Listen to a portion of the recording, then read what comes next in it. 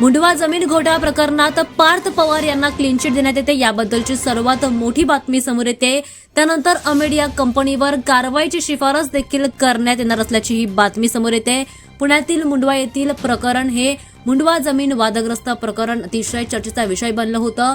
या प्रकरणात आता मोठा निर्णय घेण्यात आलाय। दिवंगत अजित पवार यांचे पुत्र पार्थ पवार यांना या प्रकरणात क्लीन चिट देण्यात आली आहे, कारण चौकशी समितीच्या अहवालात त्यांच्या नावाचं किंवा स्वाक्षरीचे कोणतेही दस्तऐवज आढळले नाहीत असं स्पष्ट आता करण्यात आलंय। या जमीन घोटाळ्यात अंदाजे 40 एकर जमीन जवळपास 1800 कोटींच्या बाजार मूल्याची असून ती फक्त 300 कोटींमध्ये विकली गेली असा आरोप यापूर्वी झाला होता।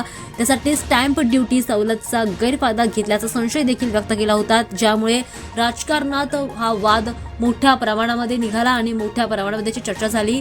चौकशी समितीच्या अहवालात अमेडिया कंपनीच्या संचालक दिग्विजय पाटील यांना दोषी देखील ठरवण्यात आलाय आणि त्यांच्याकडून 21 कोटींच्या स्टॅम्प ड्युटी थकबाकीची वसुली करण्याची शिफारस देखील करण्यात आली आहे। सोबतच जमीन विक्रेते शीतल तेजवानी यांनी नोंदणी प्रक्रियेमध्ये सहभागी अधिकारी यांच्या विरुद्ध यामध्ये गंभीर आरोप देखील करण्यात आले। हा वाद बराच काळ चालू होता, त्यानंतर आता यावर एक मोठा निर्णय घेण्यात आला। या निर्णयामुळे पार्थ पवार यांना राजकीय आणि कायदेशीर दोन्ही बाबतीमध्ये मोठा दिलासा मिळालाय, परंतु चौकशी आणि दोषींवर कारवाई अधिक तीव्र करण्याचा प्रश्न अजूनही चर्चेचा विषय बनलाय।